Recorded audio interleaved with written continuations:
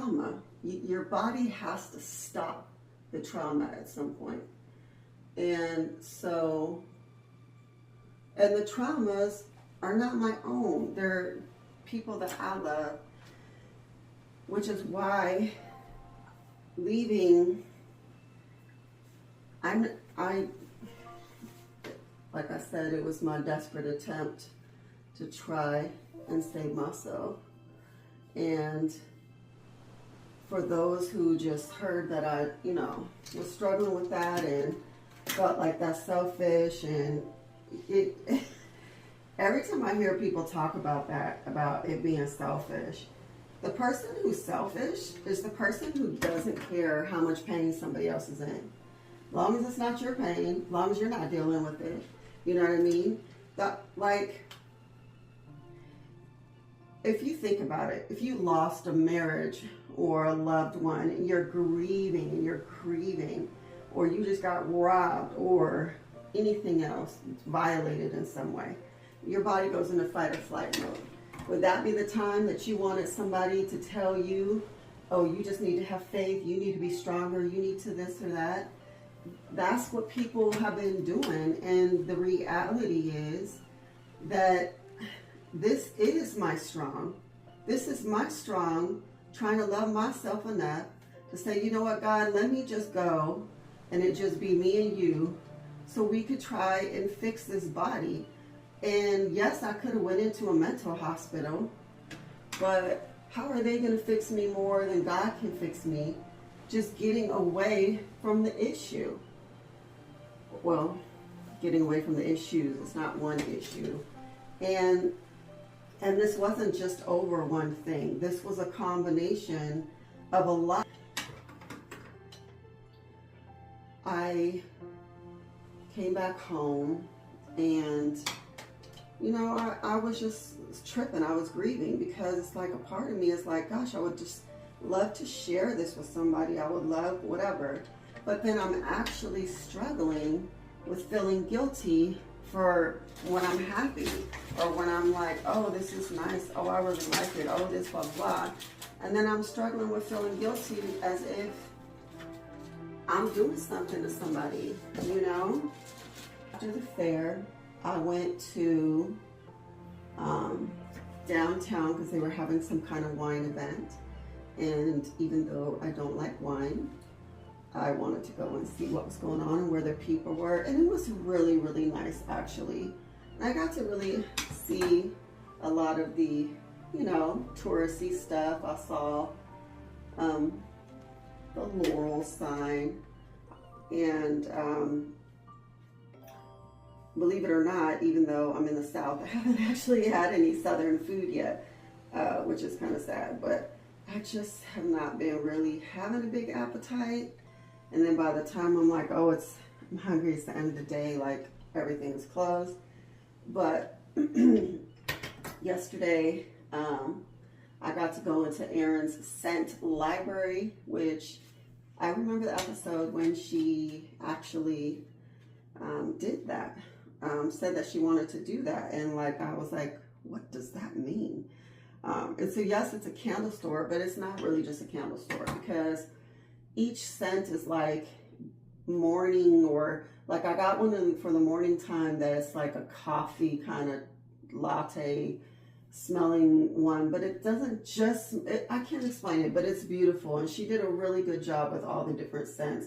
And there's like, I don't know, 50 at least different scents, right? Like, I guess kind of like a Bath and Body Works or something like that. But the difference is that this stuff is made hometown, like by people who live locally, who are doing these businesses to survive. So stuff is like a little more expensive out here in that way, unless you go to Walmart, although even Walmart's expensive these days. But I would prefer to support where I can. I don't really have money to support anything right now, but when I get money, I would prefer to support the people in the town and in the place where we live, instead of just trying to save money by buying stuff from countries who still have slavery. I mean, we still have slavery technically, but like not like these other countries. We usually have 100,000 underage sex workers at any time in the U.S., but I digress with that. We're not going to get into that right now.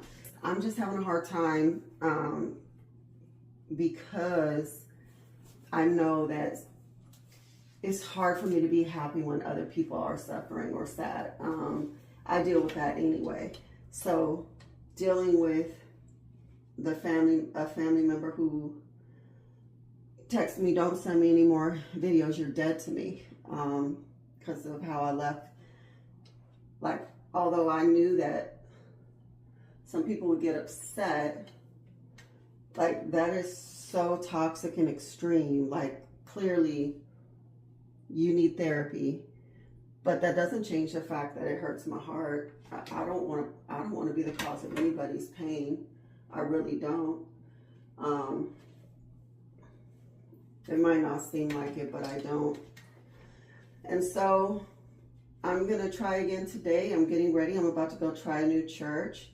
I'm going to see if I could try to put some of that stuff out of my mind the best I can. I mean, at the end of the day, I'm not going to stop missing my husband, nor should I stop missing my husband. He's my husband. I'm scared to hear his voice because I feel like if I do, I'm just going to break down and start crying and not be able to stop. And then that will defeat the whole purpose of what I was doing. But I miss my husband to death. He is my person. And I wish he could know how much I really miss him. So